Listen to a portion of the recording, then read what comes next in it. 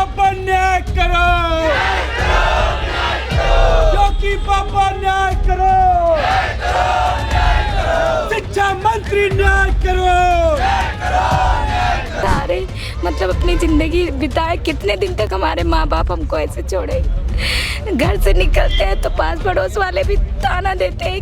हमारे घर में हमारे बूढ़े माँ बाप हैं, माँ ऑन द बेड है। बताइए हम किस तरह से वहाँ घर से निकल के आते हैं।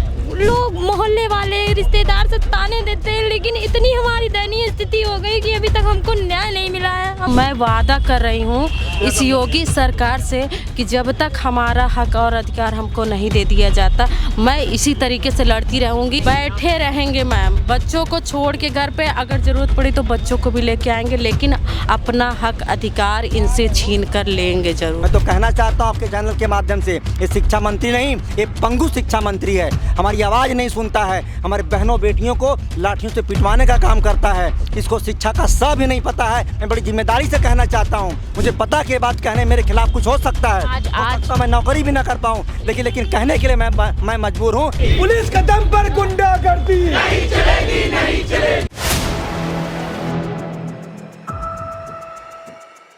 नमस्कार, मैं हूं हयात अब्बास और आप देख रहे हैं 4 PM न्यूज़ नेटवर्क। आज हम एक बार फिर से 69,000 शिक्षक भर्ती जो बैठे हुए हैं शिक्षक, उनके बीच हैं, क्योंकि राम राज्य की स्थापना हो गई है, राम राज्य शुरू हो गया है।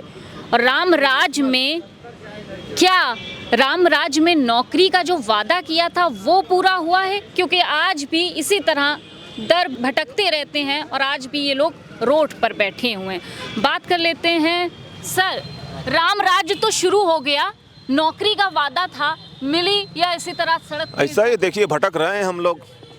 ऐसे ही हम लोग कर जो है मुख्यमंत्री आवास पे गए तो वहाँ भी जो खाली आश्वासन मिल रहा है, आश्वासन के अलावा कुछ नहीं, बस हो रहा है, काम हो रहा है। यहाँ भी आओ, वही काम बैठे रहो, अभी काम आएंगे भेल तो मुलाकात होगी, बात होगी जो है। एक तरफ राम राज्य की स्थापना हो जाती है, यही कल्पना थी राम राज्य। यही है राम राज, यही है राम राज, यही है राम राज, यही है राम राज। ऐसे ही चलेगा राम राज, आने दीजिए, आओ, राम राज चलेगा। अब 2 करोड़ रोजगार तो दे रहे थे भाई, आप लोग सड़कों पर हैं। 6800 तो दे ही नहीं रहे हैं, 2 करोड़ दे रहे हैं। 6800 पहले देता दिखाए, पहले वो दे करके जो है, जो कि हम लोग आरक्षण में चोरी करके जो है जनरल वालों को दे दिए हैं। उसके बाद भी ये हम लोग यहाँ भटक रहे हैं दर जो है मैडम। जनरल वाले को दे दिए मतलब क्या? सबका साथ सबका विकास, यही विकास है, सबका साथ सबका विकास, यही है। हाँ, यही है, सबका साथ सबका विकास, सबका विकास। बेटी पढ़ाओ बेटी बचाओ, बेटी आज रोड पे है। जी मैं भी से बोलूँ। हाँ, यस मैम, मेरा नाम निशा मौर्य, मैं सुल्तानपुर से हूँ। मैम, हम लोग को 593 दिन हो गए। बताइए, हम लोग छोटे छोटे बच्चों छोड़ के दर दर भटक रहे हैं। बताइए, 5 जनवरी 2022 को हमारी लिस्ट आई थी और ये लोग मतलब 6 जनवरी को नियुक्ति पत्र मिलना था और 7 तारीख को आचार संहिता लगना था। ये लोग मतलब ऐसा जो है हम लोग को जाल में फंसाए कि लिस्ट 2 दिन पहले देनी थी, उस डेट को ना देकर 2 दिन बाद दे दिए। उसके बाद आचार संहिता लगवा कर हम लोग की नियुक्ति रुकवा दी गई। उसके बाद फिर कोर्ट में ले जाके फंसा दिया गया। फिर वहाँ से जो है कोर्ट में कभी सुनवाई नहीं होती, ना तो सरकारी वकील पहुँचता है, ना तो ये लोग, और यहाँ तक कि ये लोग हम लोग के जो है मतलब अब तो टेट भी एफिडेविट दे दिए हैं। मैरिड हैं आप, शादीशुदा? मैम, हम मैरिड हैं, 2 बच्चे हैं मेरे। बच्चे भी हैं, किस तरह की प्रॉब्लम फेस करनी पड़ती है मैम? किस तरह की क्या? गांव के ताने, घर के ताने, जेठ जेठानी के ताने, सास के ताने, सबके ताने। लेकिन अब या तो मैं अपना अधिकार छोड़ दूं, या तो मैंने जो माँ बाप ने इतने दिन तक पढ़ाया है कर्ज ले लेकर, या तो मैं उसको छोड़ दूं। बस यही है कि हम पिछड़ों के लिए, लेकिन ये मैं वादा कर रही हूँ इस योगी सरकार से कि जब तक हमारा हक और अधिकार हमको नहीं दे दिया जाता, मैं इसी तरीके से लड़ती रहूँगी। भले ही 600 दिन होने को हैं, 593 तो हो गए, 600 दिन लेकिन इसी तरह बैठे रहेंगे मैम। बच्चों को छोड़ के घर पे, अगर ज़रूरत पड़ी तो बच्चों को भी लेके आएंगे, लेकिन अपना हक अधिकार इनसे छीन कर लेंगे जरूर मैम।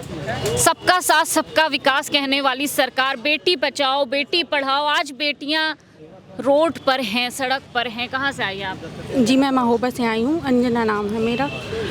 मैम, हम लोगों को कम से कम 2 साल हो गए, 2 साल से ज़्यादा हो गए, तब हम लोगों की लिस्ट आई उसके बाद आज तक कुछ नहीं हो रहा। हम लोग यहाँ आते हैं, बस आश्वासन दिया जाता है, आश्वासन के अलावा आज तक हो गया हम लोगों को नियुक्ति पत्र नहीं मिला। आज तक हो गया, राम राज्य शुरू हो गया, अयोध्या में मंदिर बन गया, लेकिन आप लोगों का क्यों नहीं सुनवाई हो रही है? देख लीजिए मैम, यही तो है सबका साथ। कहाँ है सबका साथ, सबका विकास? सबका साथ तो है, लेकिन विकास कहाँ हो रहा है? SC OBC ये पड़े हैं। मतलब आप क्या कहना चाह रही हैं? सरकार OBC दलित विरोधी सरकार है। वो दिख ही रहा है मैम। कहाँ हम लोगों के साथ न्याय होता तो हम कहते, न्याय कहाँ हो रहा है? हम हैंडीकैप हैं, फिर भी घूम रहे हैं। बताइए, आज 200 से ज़्यादा दिन हो गए, 500 दिन हो गए लगभग इन लोगों को पड़े हुए। 2 साल से ज़्यादा हो गया हम लोगों को। परिवार में कौन कौन है आपके? परिवार में मम्मी पापा सब लोग हैं। विवाह घर जाकर क्या कहती हैं? विवाह नहीं हो? क्या मैम, क्या कहेंगे? हर बार जाते हैं इसी तरह से और कुछ नहीं, बस जवाब देना पड़ते होंगे। फैमिली है, परिवार है, खानदान है, देना पड़ता है, लेकिन क्या करें सर, पड़े हैं। आप कहाँ से हैं? भदोही जिले से आए हम। ये एक्सपेक्टेशन थी सरकार से आपकी? ऐसी कोई उम्मीद नहीं थी मैडम। हम लोग को नियुक्ति पत्र मिलने जा रहा था, लेकिन इस समय पे हमारी लिस्ट आई थी कि सरकार की सोची समझी साजिश कहा जा सकता है। हमको लिस्ट देना था दिसंबर महीने में, जो कि हम लिस्ट हमारी दी गई जनवरी महीने में, 5 जनवरी 2022 को। यदि हमारी लिस्ट दिसंबर महीने में दी गई होती तो हमको नियुक्ति पत्र मिल गया होता। लेकिन ये अधिकारी और सरकार की मिली भगत से हम लोग की लिस्ट आचार संहिता के 2 दिन पहले दी जाती है, और आचार संहिता लग जाने के बाद ये अधिकारी लोग और जो नेता हैं वो लोग हिला हवाली करते हैं कि अब आचार संहिता लग गई है, हम कुछ कर नहीं सकते हैं। और हम जिस भी मंत्री नेता जी भी अधिकारी के पास जाते हैं, हमको सिर्फ यही।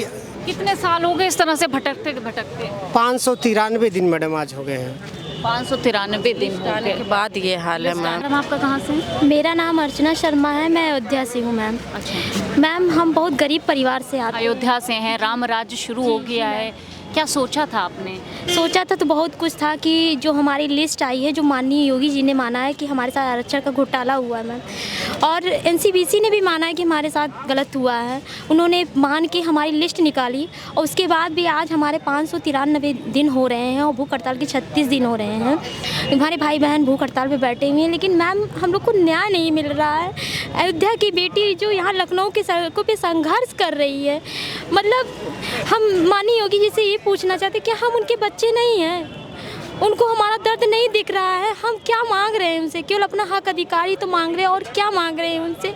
हमारे घर में हमारे बूढ़े माँ बाप हैं, माँ ऑन द बेड है। बताइए हम किस तरह से वहाँ घर से निकल के आते हैं? लोग मोहल्ले वाले रिश्तेदार सब ताने देते हैं, लेकिन इतनी हमारी दयनीय स्थिति हो गई कि अभी तक हमको न्याय नहीं मिला है। हम माननीय योगी जी से कहना चाहते हैं, माननीय योगी जी अपने परिवार का बच्चा समझिए और हमें न्याय दीजिए। हम आपसे और कुछ नहीं मांग रहे हैं। राम राज की बात कर रहे हैं, अयोध्या की बात कर रहे हैं, लेकिन अयोध्या की बेटी जो यहाँ सड़कों पर संघर्ष कर रही है, उसको कब न्याय मिलेगा? हम माननीय योगी जी से कहना चाहते हैं, अब बहुत हो गया, न्याय दे दीजिए हमें। आप कहाँ से हैं? मैं अयोध्या से हूँ, मेरा नाम नाज़मा है। मैं माननीय योगी जी से ये कहना चाहते हैं कि हम भी आपकी बेटी हैं। आपने कहा बेटी बचाओ बेटी पढ़ाओ, ये तो नारा लगवा दिए, मगर हम लोग कहाँ जाए, किसके सहारे मतलब अपनी ज़िंदगी बिताए? कितने दिन तक हमारे माँ बाप हमको ऐसे छोड़े? घर से निकलते हैं तो पास पड़ोस वाले भी ताना देते हैं कि आपकी लड़की कहाँ जा रही। बताइए, पढ़ लिख करके यही दिन बचा था यही देखने के लिए कि हम लोग चाहे धरना दें।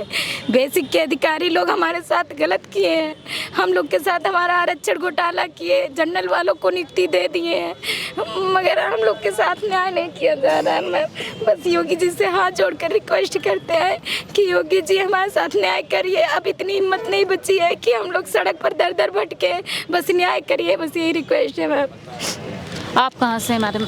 मैं सही देवरिया से। आप भी यहीं पे धरने पे बैठी हुई हैं, देवरिया से हैं। जी मैम। आपकी बच्ची फैमिली पीछे छोड़ के आती हैं, क्या सोचती हैं आप? सर मैम क्या बताएं, इतना दिन से हम लोग संघर्ष कर रहे हैं, इस सड़कों पे हम लोग घसीटे जाते हैं, मार खाते हैं, पीटे जाते हैं, लेकिन कोई योगी जी बाबा हम लोग को न्याय नहीं दे रहे हैं। योगी जी ने माना 69,000 शिक्षक भर्ती में आरक्षण घोटाला हुआ है, नहीं मानने के बाद भी जो अधिकारी हैं हम लोगों के साथ इतना बड़ा तो किए हैं कि अभी तक 6800 की लिस्ट आई, हम लोग को अभी तक नियुक्ति पत्र नहीं मिला। एक तरफ सरकार बेटी बचाओ बेटी पढ़ाओ का जिक्र करती है, दूसरी तरफ आप देख सकते हैं कितनी बेटियां हैं, उनकी आंखों में आंसू है, अपने परिवार को छोड़कर आती हैं, तमाम ताने सहने को मिलते हैं। शायद ही सरकार समझे कि इनकी पीड़ा क्या है और समझती होती तो शायद इस तरह रोड पर बैठना ना पड़ता इन लोगों को अपने हक के लिए। क्या कहना चाहेंगे? मैम, कहने के लिए बहुत कुछ बचा नहीं है। ये दुर्भाग्य है हमारा कि हम सड़कों पर बैठे हैं। मैं डबल PGU MSc कर रखा है मैंने और MA किया हुआ है। ऐसा कोई माना सरकार का जो मैंने क्वालिफाई ना किया हो। यही सरकार सरकार तो ये कहती है ना कि जो पढ़े लिखे नहीं है वो रोडों पे टहल रहे हैं, जो मान्यता प्राप्त हैं पढ़े लिखे हैं उनको सबको नौकरी है। तो फिर हम ये कौन लोग हैं जो यहाँ पर बैठे हुए हैं? मैं कौन हूँ? मैंने आपसे बताया कि मैं MSc और डबल PG है मेरा। हाँ। मैं कौन हूँ? फिर बेसिक में हमारा चयन हुआ है इसी मुख्यमंत्री कार्यकाल में हुआ है। माननीय योगी जी ने हमारा चयन किया और उन्होंने अधिकारियों को आश्वासित किया कि 1 हफ्ते के अंदर बच्चों को विद्यालय में भेजना है। 1 हफ्ते मतलब 2 साल होता है क्या? अगर मुख्यमंत्री जी का आदेश 1 हफ्ते का मतलब 2 साल होता है तो वो भी मानक हमने पूरा कर लिया है। BSc MSc TET super TET qualify करने के बाद 8 महीना धरना करने के बाद हमारा चयन हुआ है। ये अधिकारी हमारा चयन करते हैं, कहते हैं हमारा कार्य बाधित हो रहा है, हमारा जीवन बाधित हो गया है। मैडम 2 साल से हमारा जीवन बाधित हो गया है। अपने समाज के नेताओं के पास जाते हैं तो कहते हैं हम माननीय हैं। काहे कि माननीय आप भैया? राम राज्य में ऐसे आप लोगों ने सोचा था कि ऐसा होगा? अगर यही राम राज्य है जहाँ पे गुरु जमीन पे बैठा हुआ है, बहनें रो रही हैं, कपड़े फाड़े जा रहे हैं, यही BJP कार्यालय कपड़े फाड़े गए। हमारे समाज के नेता स्वतंत्र देव सिंह जी उनके यहाँ गए थे, कहीं आवाज़ मत करो, ये माननीय बैठे हुए हैं। हमारी ऑटो पर तुम माननीय बने हो, नंगे पैदा हुए थे, आज माननीय बन गए हो। कपड़ा पहनकर अब मंत्री पद लेकर पैदा नहीं हुए थे। हमारे ऑटो पर राजनीति करते हो, नेता बनते हो, मंत्री बनते हो, बाद में कहते हो माननीय हो। हम कौन हो? हम कीड़े मकोड़े हैं क्या? आप लोगों से बातचीत करने के लिए कहा गया था कि 26 जनवरी के बाद बुलाया गया था, आप लोगों से कोई बातचीत? केवल झूठा आश्वासन है इनका। 22 फरवरी इन्होंने कहा कि प्राण प्रतिष्ठा हो रही है, पूरे देश का मामला है, आप लोग हमारा सहयोग करिए। हमने सहयोग किया, हम घर चले गए, इंतजार किया कि भगवान राम आ रहे हैं, आ जाए, अच्छा है, हम लोग भी हिंदू हैं, सम्मान करते हैं भगवान राम का। लेकिन एक कैसा राम राज्य है मैम? एक कैसा राम राज्य है जहाँ पर हम सड़कों पर बैठने के लिए मजबूर हैं। बहनें हमारी यहाँ पर, आप सोचिए अगर आपके घर से कोई बेटी बहन, मुख्यमंत्री के घर से, शिक्षा मंत्री के घर से अगर कोई बेटी बहन सड़कों पे बैठेगी तो इनकी नाक न गला कट जाएगा, क्योंकि इनकी इज्जत है, इनकी बहन बेटियां हैं। हमारा कुछ अस्तित्व नहीं है, ये हमारी बहन बेटियां नहीं है। मैं किसी लड़का नहीं हूँ, हम भी अपने घर के राजकुमार हैं। क्या क्या कहते हैं अपने माँ बाप से, अपने माता पिता से क्या जवाब देते हैं? नौकरी आप ही तक नहीं मिली, क्या क्या? सीधा सवाल हमारा, सारा जवाब हमारी नौकरी पर टिका होता है मैम। घर से फ़ोन आता है कब तक आपको नौकरी मिल जाएगी, अब चले आओ। लेकिन हमको उम्मीद ऐसी है कि पिछले 5 साल से कोई बेसिक में भर्ती नहीं आई है। हमारी मजबूरी है कि हम किसी और जगह एग्ज़ाम नहीं दे सकते हैं। बहुत से लोगों के ओवर एज हो चुके हैं, 38 साल 39 साल 40 साल की उम्र हो चुकी है, और 5 साल संघर्ष करने के बाद कौन सा एग्ज़ाम क्वालिफाई करेंगे मैम हम? और फिर अगर एग्ज़ाम क्वालिफाई करने के बाद, बेसिक में चयन होने के बाद अगर धरना ही करना है, संघर्ष ही करना है, तो फिर काहे की तैयारी, काहे की नौकरी, कौन सी पढ़ाई करेंगे हम लोग? क्या मुंह दिखाएंगे अपने समाज को, अपने बच्चों को, अपने परिवार को, अपने घर को कि हमने किस लिए पढ़ाई की थी? तो सरकार ने इनको साफ तौर पे आश्वासन तो दिया था कि राम राज्य आएगा, सबका साथ सबका विकास होगा, लेकिन कितना विकास हुआ है और राम राज्य में इनकी स्थिति कैसी है आप देख सकते हैं। और लोगों से बात करेंगे हम। क्या नाम है आपका? राज बहादुर नाम है, इलाहाबाद से आया हूँ। इलाहाबाद से? देखिए, मैं आपके चैनल के माध्यम से पूरे प्रदेश में माननीय मुख्यमंत्री जी और उनकी पूरी टीम से पूछना चाहता हूँ, बेसिक शिक्षा विभाग से पूछना चाहता हूँ। हमने इनके द्वारा करवाया गया, एक हमने टेट एग्ज़ाम क्वालिफाई किया, इनके द्वारा करवाया गया हमने सुपर टेट एग्ज़ाम क्वालिफाई किया, और हम मेरिट में आए। मेरिट में आने के बाद इन्होंने आरक्षण का घोटाला कर दिया, मतलब हमारी सीटों को उठा करके जनरल लॉबी के लोगों को 2.5 साल पहले दे दिया। वो नौकरी करके सैलरी उठा रहे हैं। मैं फिर हमारी जो है, हम लोग बाहर सड़कों पर धरना दिया, आपको सब पता है, पूरे देश को पता है। इसके बाद बाकायदा माननीय मुख्यमंत्री योगी जी आदेश करके बुला करके तत्कालीन शिक्षा मंत्री सतीश चंद्र द्विवेदी जी को कहते हैं और बुलाते हैं। इसके बाद बाकायदा प्रेस कॉन्फ्रेंस हो करके 6800 पिछड़े दलितों की की सीटों को स्वीकार करते हैं कि 69,000 भर्ती में 6800 पिछले दलितों का हमसे आरक्षण घोटाला हुआ है और मैं 5 जनवरी 2022 को इनकी नियुक्ति करने जा रहा हूं। काउंसलिंग डेट निकल जाती है। इसी बेसिक विभाग के जो आला अधिकारी हैं जो लगातार गुंडागर्दी कर रहे हैं, ये हमारी 6800 की लिस्ट को उठा करके जो माननीय मुख्यमंत्री जी के आदेश पर दी गई थी, ये कोर्ट में फंसा देते हैं। अब बताइए कि मेरी गलती क्या है, मैं क्यों दौड़ रहा हूँ 2.5 साल से रोड पर। हमारे 5 साथी आत्महत्या क्यों कर चुके हैं, हमारी बहनें, हमारे घर की बेटियाँ यहाँ शीतलहर में ठंडी में क्यों बैठ रही हैं। क्या फॉरवर्ड लॉबी की बहनें हैं, उनकी बेटियाँ हैं, वो नौकरी कर रहे हैं, वो सम्मान की ज़िंदगी जी रहे हैं। हम यहाँ सड़कों पर क्यों मार रहे हैं। कोई एक सिंगल बंदा पूरे देश नहीं पूरे विश्व में ये बता दे कि हमने गलती क्या किया है कि जो कि मैं ये पोस्टर लेकर के इन जो माननीय नेता हैं अपने आगे माननीय लगा देते हैं। ये कौन से माननीय बताइए। माननीय का मतलब क्या है। माननीय का मतलब ये होता है कि जो सम्मानित बंदा है और जो सबका मान रखता है उसको माननीय कहते हैं। मान रखने के लिए हमारे ऑटो पर कुर्सी पर बैठा है ये हमारे शिक्षा मंत्री हैं, एक माननीय कल्याण सिंह जी के पोते हैं, इनका नाम है संदीप लोधी। ये अपने नाम क्या है, कभी लोधी नहीं लिखते क्योंकि जग जाहिर हो जाएगा कि ओबीसी से आते हैं।